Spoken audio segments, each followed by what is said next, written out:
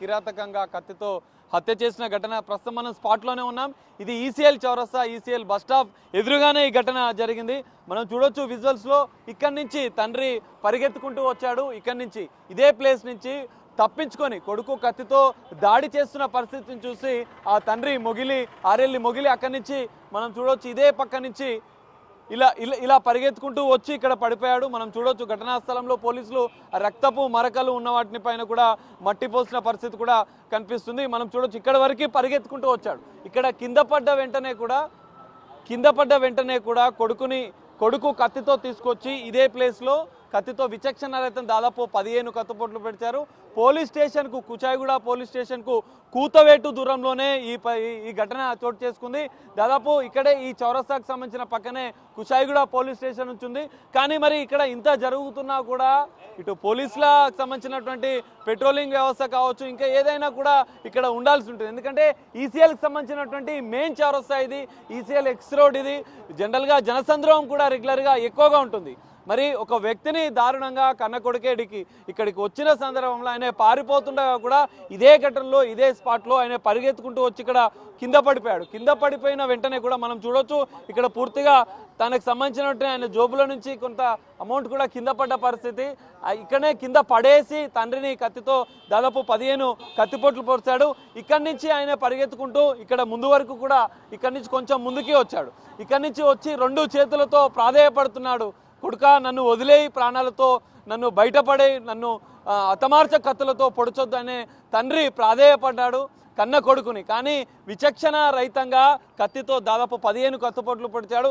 ఇక్కడే పూర్తిగా పడిపోయి రక్తపు మడుగులో ఉన్నటువంటి వారిని స్థానికులు కూడా పోలీసులకు సమాచారం ఏంటంటే శ్రీకర ఆసుపత్రికి తరలించారు.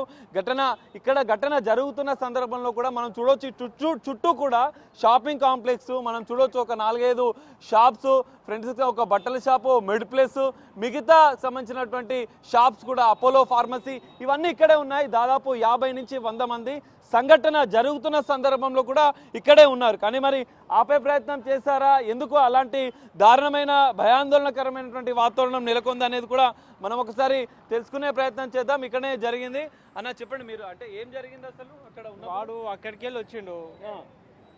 మామూలుగా యూటర్న్ అవుతుంది కాబట్టి ఇక్కడ బండి తగిలినా అనుకున్నాం. వాడు ఆల్రెడీ బండి కలిసి చూస్తే ఏం లేదు, ఇక్కడ పడేసి పొడుస్తూనే ఉండు ఆల్రెడీ. ఓకే, ఇక దగ్గర అప్పటికే 10 పోటు పొడిచిండాడు. ఎంతమంది వచ్చినా కానీ వాడు ఆగుతలేడు. కత్తి పెద్దగా ఉన్నది. అందరు వచ్చి అరుస్తున్నారా? ఇట్లా ఏమైనా చెప్పారు? వచ్చి దగ్గర పోలేదు కానీ దూరమే ఉన్నారు. ఎవరు ఆపినా కానీ ఆగుతలేడు, పొడుస్తూనే ఉన్నాడు. దగ్గర పోవడానికి భయం అవుతుంది. అది చాక్ పెద్ద ఉంది, స్టీల్ కత్తి పెద్ద చాకేను. ఆడు ఎవరు ఆపినా ఆగుతలేరు. చాలా మంది బండ్లు ఆగినాయి, ఎవరు ఆగినా ఆగలేడు. ఆడు అప్పటికే 10 సార్లు పొడిచేసిండు. పొడిచినాక కూడా పారిపోదామని చూసాడు. కొంతమంది ఆగినసరికి ఆగి ఇక్కడ పోలీసులు వచ్చి పట్టుకుని పోయారు. అన్న, దాదాపు 50 మంది ఇక్కడ ఉండే, సీసీ కెమెరాలు కూడా కనిపిస్తుంది. ఇంతమంది ఉన్నా దేంతోనన్నా అతన్ని కొట్టే ప్రయత్నమా లేదంటే ఆపే ప్రయత్నమా? ఎందుకు ధైర్యం చేయలేదు? దాదాపు 50 మంది ఉన్నారు, ఒక వ్యక్తిని కత్తులతో పొడిచి హత్య చేస్తున్నారు. మీరంతా చుట్టుపక్కల ఇంతమంది షాపులు ఉన్నారు. ఒకసారి అంటే మీకు ఆపే ప్రయత్నం చేయాలని అనిపించిందా? పోదామంటే దగ్గరికి మన దగ్గర కత్తి పెద్ద ఉంది కదా, కత్తి పెద్ద ఉండడం వల్ల మన దగ్గర పోలేకపోయినాము. దూరం ఉండి కూడా చెప్పిరు కానీ వాడు ఆగుతలేడు. ఇక్కడే ఉంటాం కాదన్నా. ఇవన్నీ ఇక్కడ కింద రాళ్ళు కూడా ఉన్నాయి. తీసుకొని కొట్టే ప్రయత్నమా? ఏదైనా ఒక ప్రయత్నం చేయాల్సింది కదా మీరు. రాళ్ళు తీసుకొని కొట్టే ప్రయత్నం చేయలేదు. ఆపరా అంటే కూడా ఆపకుండా వాడు పొడిచిండు. అప్పటికి చాలా సార్లు పొడిచిండాడు. మీరు చూస్తున్నప్పుడే జరిగింది. మేము ఆల్రెడీ పొడుస్తున్నాడు పడేసరికి. పొడిచిండు, ఇక్కడ జరిపి మళ్ళీ పోదామని చూసిండు. మళ్ళీ అంతా జమ అయ్యేసరికి మళ్ళీ ఇడికే వచ్చిండు. ఇడికే వచ్చి అందరికి కత్తి చూపిస్తూ ఏదో మాట్లాడినట్టు కూడా సీసీ కెమెరాలో రికార్డ్ అయింది. ఏమని చెప్పిండు? ఆడు ఏం చెప్పలేదు. వాడు తండ్రితోటే మాట్లాడుకుంటా చంపేస్తా ఇంకా చంపేస్తా అనుకుంటా పొడిచిండు అంతే. ఎందుకనేది ఏం చెప్పలేదు. తండ్రి కొడుకులో వాడి విషయం తెలియదు మనకు. తండ్రి కొడుకులని అట్లా జరుగుతున్నప్పుడే మీకు తెలుసా తను అరుస్తున్నాడు? తండ్రి కొడుకులను కూడా తెలియదు, తర్వాత తెలిసింది. ఇంకోటి పొడుస్తున్న సందర్భంలో కూడా ఆ తండ్రి కొడుకుని 2 చేతులతో వద్దని చెప్పి ప్రాధేయపడ్డ పరిస్థితి కూడా ఏమన్నా వద్దని కూడా చెప్తుండు వాడు. తండ్రి చెప్తున్నా కానీ వాడు ఊకుంటాడు. అట్నే చెప్పిండు. ఏమని మీకు వినబడ్డాడు? మాకు వినబడలేదు. దగ్గరనే మాట్లాడుకుంటా వాళ్ళు చెప్పేసరికి వాడు ఆగుతలేడు. అప్పటికి ఆగుతలేడు వాడు. ఆయన పొడుస్తూనే ఉన్నాడు. వద్దనుకుండా ఉన్నా కానీ వాడు పొడుస్తూనే ఉన్నాడు, ఆగుతలేడు. అసలు ఎందుకన్నా ఎందుకు జరిగిందట ఏందని మనకు తెలిసిందా మీకు? మనకు తెలియదు ఆ విషయం ఇక. వెంటనే మరి పోలీసులకు సమాచారం పోలీసులు వచ్చారు, అంతా మంది పోలీసులు ఫోన్ చేసి ఫోటో దింపి పోలీసులను పిలిపిస్తే వాళ్ళు వచ్చారు, వాడిని పట్టుకున్నారు, ఆయన తీసుకొని పోయారు. పోలీసులు కూడా అతను తీసుకుపోయారు, హాస్పిటల్ తీసుకుపోయారు అంటే శ్రీకాళ హాస్పిటల్, కానీ మరి పోయినని అంటారు మరి. అయితే ఇంతమంది దాదాపు ఘటన జరుగుతున్నప్పుడు కత్తితో పొడుస్తున్నప్పుడు కూడా మొత్తం దాదాపు ఈ చుట్టుపక్కల ఉన్న వాళ్ళు వాహనాలు కూడా అందరు ఆపారు. ఎంతమంది ఉన్నారు ఆ టైంలో ఇక్కడ? ఆయన పొడిచినప్పుడు ఆడికి పొడిచినప్పుడు తక్కువనే పబ్లిక్, అంతా బాగా పొడిచినాకనే వానికి అందరు జమ అయ్యారు బాగా. దాదాపు 50 మంది వరకు వచ్చారు, కానీ ఎవ్వరు ఒక్కసారి కూడా ఆపే ప్రయత్నం అయితే చేయలేదు. అంటే కొంచెం దూరం ఉండే అన్నారు కానీ వాడు ఆపుతలేరు. ఆడ దగ్గరికి అయితే పోలేదు, దూరం ఉండే ఆగరా పొడవ కాదని చెప్పినా కానీ వాడు ఆగలేదు. ఆల్రెడీ పొడిచిండు, అప్పటికే 10 సార్లు పొడిచేసిండు. సో ప్రత్యక్ష సాక్షులు చెప్తుంది తండ్రిని వెంబడించి మరి 2 చేతులతో ప్రాధేయపడుతున్నా కూడా తను ఆపకుండా విచక్షణ రహితంగా 10 నుంచి 15 కత్తిపోట్లు పొడిచాడు. ఆ కత్తిని కూడా అందరికీ చూపిస్తూ అంటే ఒక భయాందోళన వాతావరణాన్ని చూపిస్తూ కూడా చెప్పిన పరిస్థితి కనిపిస్తుంది. అన్న చెప్పండి, అంటే మీరు కూడా అక్కడ ఉండే ఎట్లా జరిగింది ఈ పరిస్థితి అనేది ఒక్కసారి? ఎవరో అంటే వాడు నడుచుకుంటూ వస్తున్నాడు, వీడు వెనక నుంచి వచ్చి 1 వెహికల్ తోటి గుద్దాడు. వాడు పడిపోయాక కత్తి తీసి పటపట పొడుస్తూనే పోయాడు. వాడు 2 వీలర్ మీద గుద్దితే వాడు పడిపోయాడు, అది చూసింది. తర్వాత 30-40 పోట్లు పొడిచినట్టున్నాడు, అక్కడే పడిపోయాడు. ఇక అందులో అంతా గ్యాదర్ అయినారు, ఎంత మంది ఆపాలని ఎంత ట్రై చేసినా కూడా వాని కత్తికి భయపడి ఎవరు పోలేదు. వాడు అసలు ఇంత కూడా అంటే భయం లేకుండా ఇష్టం ఉన్నట్టుగా ఉన్నాడు వాడు. ఆ భయానికి ఎవరు పోలేదు వాడి దగ్గరికి.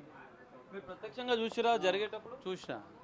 ఎంతమంది ఆపే ప్రయత్నం ఏమైనా ఒకసారి ట్రై చేసాం, వన్ పీక కోయడానికి ట్రై చేశాడు. అందరం దగ్గర ఉరుకు పోయి ఇట్లా ఒర్రెలో బెదిరించాడా? మీరు అందరు దగ్గరకు వస్తే నేను ఇట్లా చూపిస్తున్నట్టుగా చేశాడు వాడు. అందరికి ఏదన్నా వాడని వస్తే పొడిచేద్దామని రెడీలు ఉన్నాడు వాడు.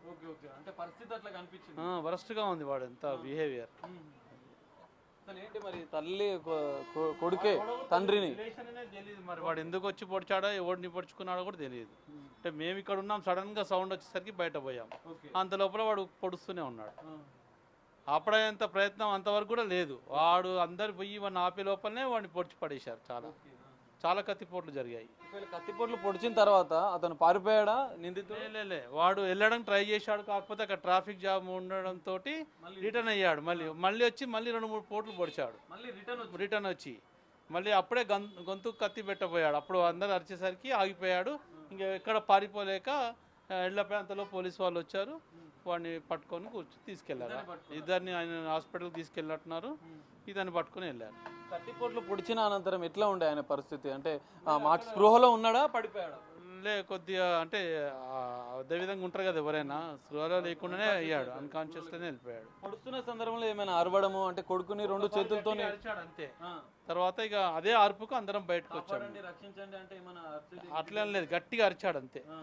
కాపాడండి అని కూడా అనలేదు, ఎవరు అని కూడా అనలేదు. గట్టిగా అరిచేసరికి అందరం బయటకు వెళ్ళి చూసాం. మేము షాప్ లో ఉన్నాం. సీసీ కెమెరాల్లో కనిపిస్తుంది 2 చేతులు జోడించి కొడుకుని ప్రాధేయపడుతున్నట్టుగా కొన్ని అనిపించింది.